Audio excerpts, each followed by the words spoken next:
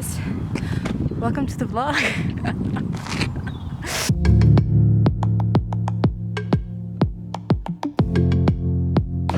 Do you want to say hi to the vlog? The artist.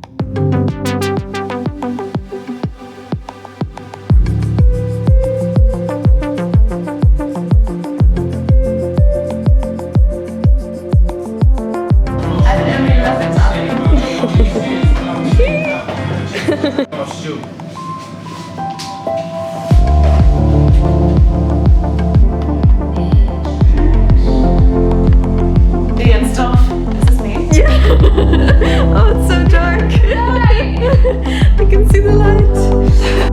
So leave this on for hours.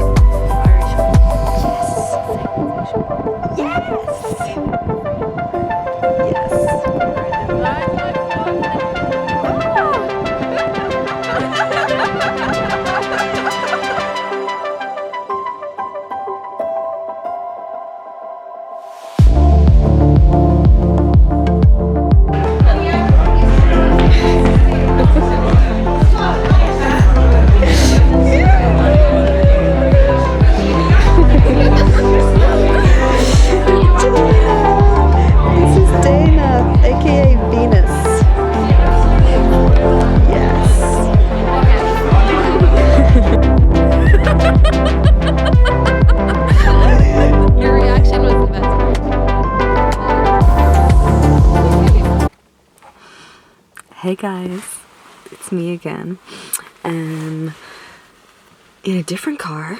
Oh my god, what a start to the new year I had. Crashed my car the first week of January. I slid on some black ice, so I am now driving this car until I can figure out if I'm going to get that car back or not. So I've got a lens of this beautiful Skoda, and it fits my surfboard in it, unlike my Fiat. So yeah, was feeling uninspired all January. I had a nice January but very uninspired with my surfing, and I went out for the first time on the weekend. I had some friends visiting, friends and family, and I knew I wasn't in the right headspace, and that's why I'd been avoiding surfing. But oh my god, I was literally just bullying myself the whole time I was in the water, literally feeling so pathetic. Honestly, I shouldn't have gone out, but I wanted to because I was with friends that weren't taking it seriously either. But the conditions were quite big, and I was really bullying myself. Like, pathetic was the main word I was using. I was like, I just feel so fucking pathetic. I'm so shit at surfing. I have a YouTube channel about me trying to surf, and I'm not even fucking enjoying surfing. I don't feel like surfing. This is not the dream. I was just like, I don't know, it was more how bad I am at surfing. I was feeling really embarrassed about that, and like not even being able to get out to the lineup. But on a really big day, like the waves were 10 foot, that's like 2 meters. Of course I'm not able to get out to the lineup, nor should I be out there at the lineup trying to drop in on that waves that big. But I was being faced with my inner critic, and I have done so much work on my inner critic because of how much I used to struggle with my mental health. And I like yoga. As a yoga teacher, I'm all about self-compassion, and like, yeah, I don't really face my inner critic in much other areas other than surfing and a little bit with my art. And when we are avoiding these hobbies or activities, generally we are avoiding an emotion that we don't want to feel. And I haven't been painting that much either, but they're two things that I guess I've attached my identity to and my ability to be good at them. And I'm working so much more in the art healing space, trying to just get better, like nurture kind of my inner creativity, my young artist, my inner child and stuff, but also wanting to, I think I spoke about this in another blog, but yeah, it's a journey. And I've realized that, you know, the vlog maybe was putting pressure on my progress, and like I've given myself so much, like I don't have any pressure. I'm surfing for me, and it's my thing and my joy, and like I don't need to be putting that pressure on myself, and I'm the only one doing it to myself. And I just want to step back from it a bit and see how I can reignite the joy and the fun and everything. Like I've literally moved across the country and based my whole life around it, and then the fact that I don't even feel like doing it at the moment. It also is January and it's fucking freezing. I crashed my car. I, you know, was sick and all this sort of stuff, but it is the bleak midwinter. But I realised that, you know, skating was always something that brought me so much joy.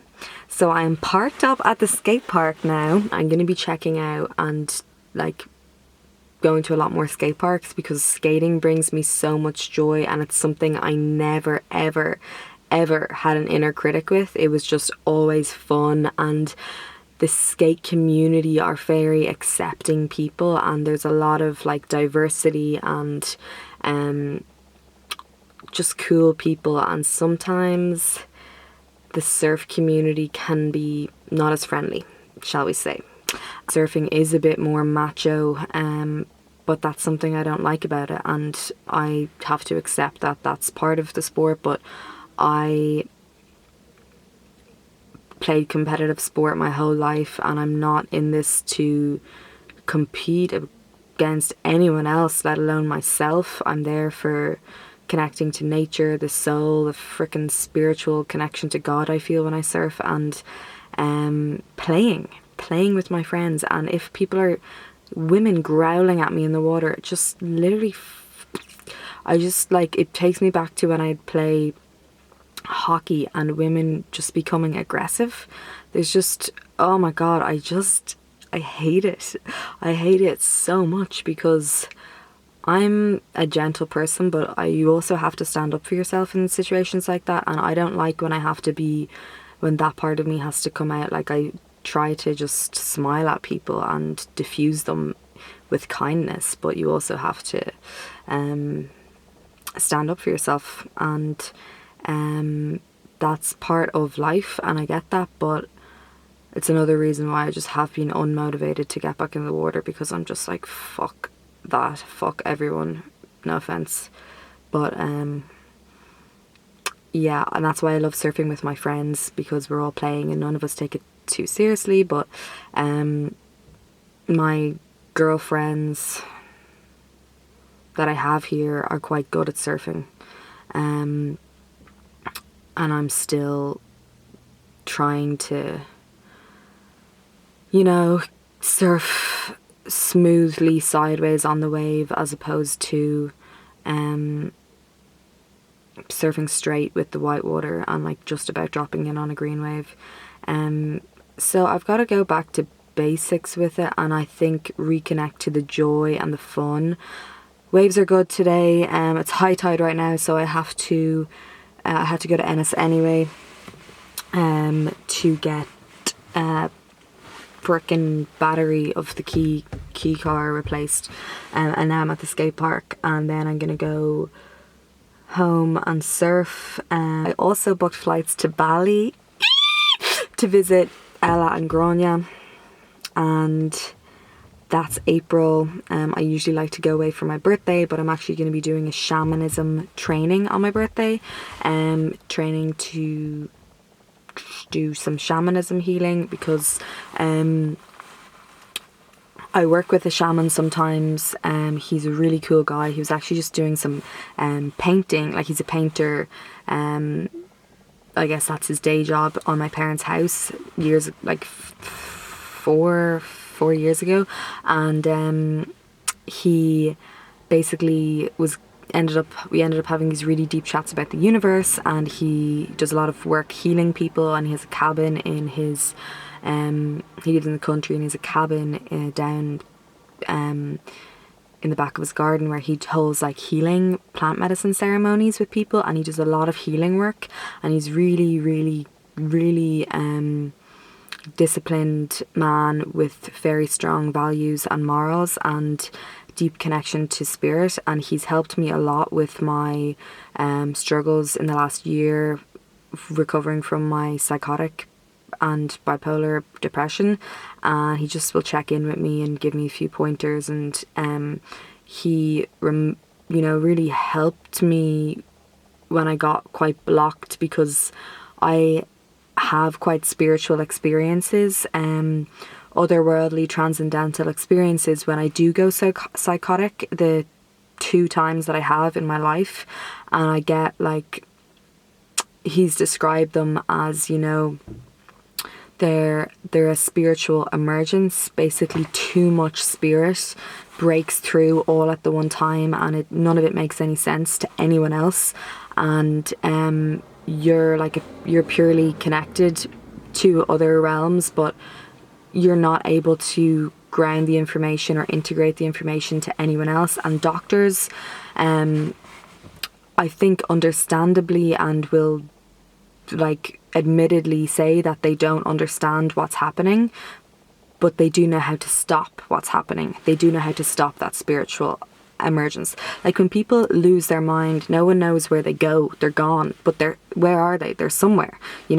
And anyway, I was like really getting upset that I maybe like having too much of a realist approach. Like maybe none of those experiences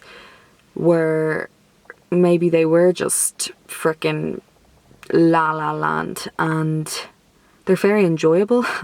But I was like, maybe these spiritual experiences meant nothing, and none of the teachings and lessons and like visions I saw and was shown are, have any basis in grounding in reality. And he just helped me to pointed me in the direction of, study shamanism.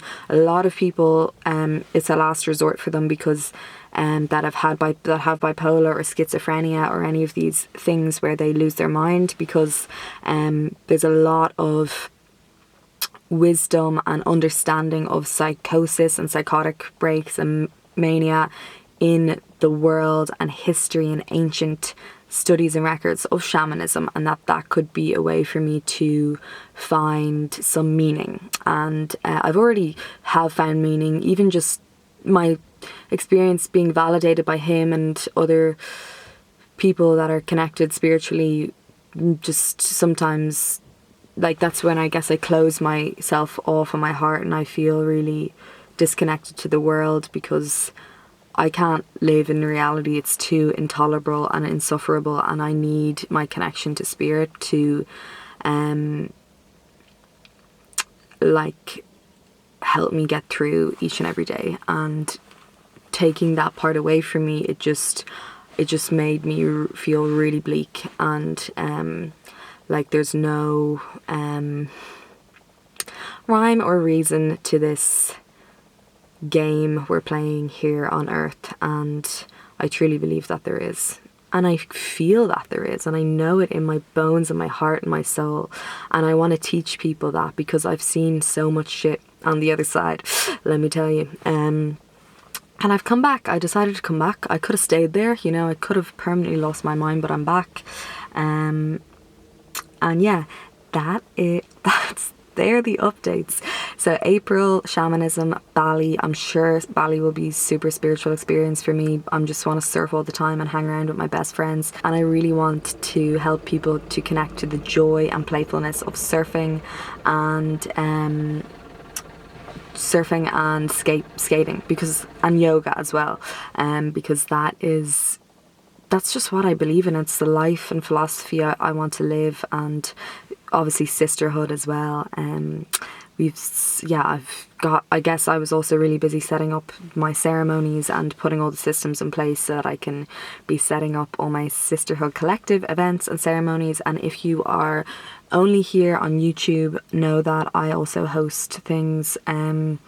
I host online ceremonies for women connecting to the full and new moon. We have the new moon in Aquarius, which is so freaking trippy and fun and creative and unconventional and wacky. And this whole freaking outfit is very Aquarius. So yeah, and we're in it. There's been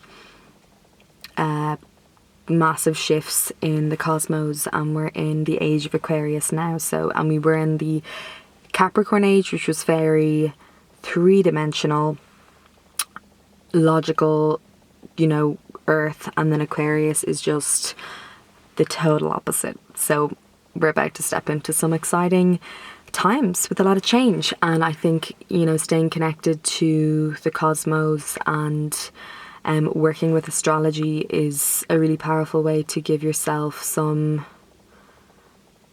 direction, and alignment is the main thing. I went to a healer last week, and she's like a psychic, and same one I went to in one of these previous vlogs, but I think I'm done with them, honestly. And I was talking about how I wanted my third eye to open up in, I think, my last vlog, and I actually, while I still want that, my third eye is open. I'm so connected, and I've had all these freaking experiences, but oh my god, I don't want to project or channel shit to someone. I want to empower people to trust themselves, and I really, really believe that everyone being connected to their intuition. I think we're all cut off from our direct source, connecting to our intuition, connected to our channel to source. And when we wake up to that, reconnect to that, you don't need an external person like handing over your power, your trust, your just handing it over to someone else, and then allowing for them to decide. Trust yourself, but like we have control, but we also have no freaking control either. Anyway, I am going off on tangents, but I think I was like waiting for my third eye to open to start offering my one-on-one work, but I am so ready to work with people, help them reconnect to their intuition and their self-trust, and just help and guide and lead them any blocks they're having, limiting beliefs,